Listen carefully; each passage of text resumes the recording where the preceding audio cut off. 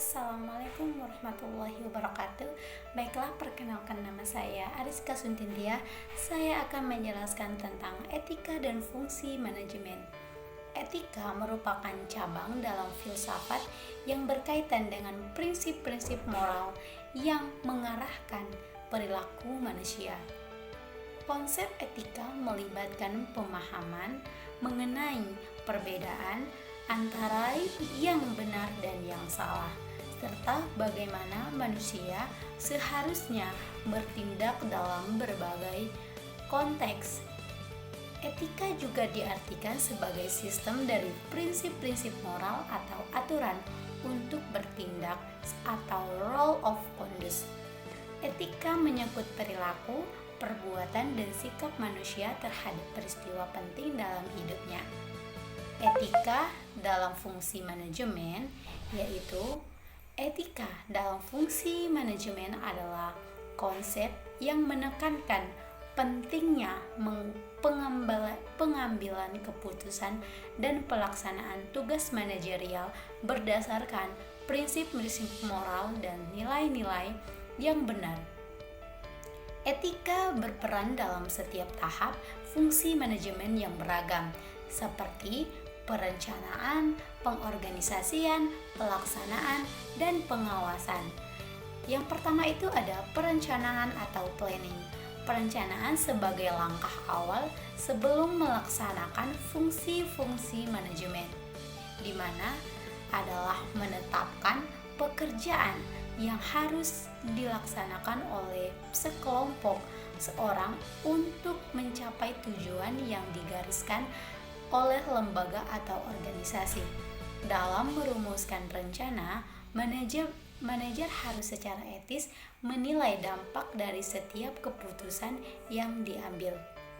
Ini menyangkut pertimbangan tentang apakah keputusan tersebut akan memberikan manfaat lebih besar daripada dampak negatifnya. Perencanaan dengan etika adalah langkah penting dalam menciptakan serta organisasi yang etis, bertanggung jawab secara sosial, dan berkelanjutan. Ini membantu organisasi untuk menjalankan bisnisnya dengan mengutamakan nilai-nilai moral dan meminimalkan resiko etika. Yang kedua ada pengorganisasian atau organizing. Setelah menyusun rencana, selanjutnya diperlukan penyusunan atau pengelompokan kegiatan yang dilaksanakan dalam rangka usaha kerjasama.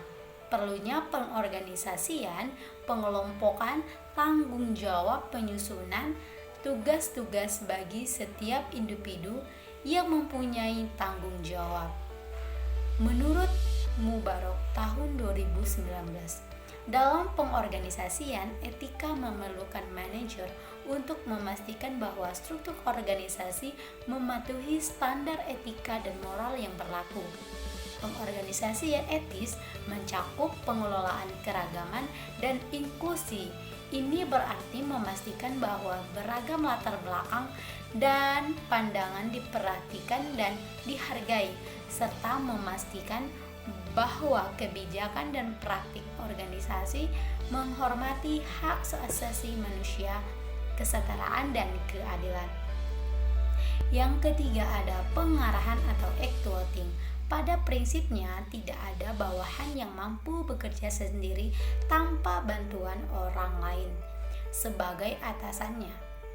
Bawahan selalu perlu mendapat bimbingan dan petunjuk dari atasan maupun sistem organisasinya supaya kegiatan yang dilakukan bisa diminimalisir tingkat kesalahannya, serta pengarahan dengan etika adalah kunci untuk menciptakan budaya organisasi yang sejalan dengan nilai-nilai etika, menghasilkan keputusan yang benar secara moral, dan menjaga reputasi organisasi. Ini juga menciptakan rasa tanggung jawab sosial yang kuat di antara organisasi dan mendukung keberlanjutan jangka panjang. Dengan pengarahan yang berfokus pada etika, organisasi dapat mencapai kesuksesan bisnisnya sambil menjalankan tanggung jawab moral dan sosialnya secara efektif. Yang keempat ada pengendalian atau controlling. Pengendalian adalah fungsi terakhir dari proses manajemen serta yang sangat menentukan pelaksanaan fungsi-fungsi manajemen yang lain, karena peranan pengendalian sangat diperlukan dan menentukan baik buruknya pelaksanaan suatu rencana yang telah ditetapkan sebelumnya.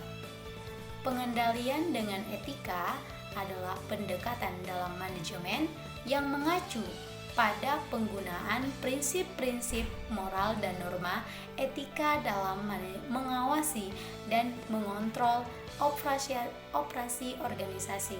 Tujuan dari pendekatan ini adalah memastikan bahwa organisasi beroperasi dengan cara yang etis, mematuhi aturan dan regulasi yang berlaku, serta meminimalkan risiko pelanggaran etika. Mungkin itu penjelasan dari saya. Wassalamualaikum warahmatullahi wabarakatuh.